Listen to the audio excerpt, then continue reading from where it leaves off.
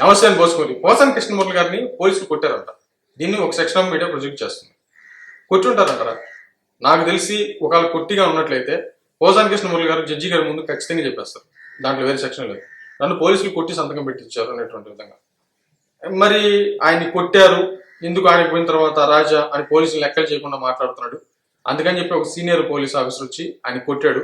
కొట్టిన తర్వాత ఆయన సెటరేట్ అయ్యి ఆ తర్వాత ఆయన విషయాలు బయటికి చెప్పాడు అనేటువంటి విధంగా ఒక సెక్షన్ ఆఫ్ మీడియా ప్రొజెక్ట్ చేస్తున్నటువంటి పరిస్థితులు అయితే ఉన్నాయి. వాళ్ళు కూడా చెప్తున్నారు, జరిగిందో జరగలేదు తెలియదు, కానీ కొంతమంది చెప్తున్నారు, కొంతమంది అనుకుంటున్నారు అనే విధంగా చెప్తున్నారు. కొట్టే అంత సీన్ ఉండిద్దా? నాకు తెలిసి ఒకవేళ కొడితే పోసాని కృష్ణమూర్తి గారు ఊరుకుంటారా? ఇది ఖచ్చితంగా ఆయనకి డైరెక్ట్ గా వైసీపీ పార్టీ సపోర్ట్ ఉంది. అదేవిధంగా జగన్మోహన్ రెడ్డి గారు ఉన్నారు, పొన్నవోలు సుధాకర్ అనేటువంటి పెద్ద లాయర్ ఉన్నాడు. ఆయనకి ఆ విషయం తెలిసినా కూడా ఖచ్చితంగా దాన్ని పెద్ద రేస్ చేసేసి బెయిల్ తెచ్చుకునేటువంటి ప్రయత్నం చేస్తారు. కాబట్టి ఆయన కొట్టారు అని చెప్పేసి అంటున్నారు, ప్రచారం అయితే జరుగుతుంది. అంత సీన్ ఉండదు అనేది నా అభిప్రాయం.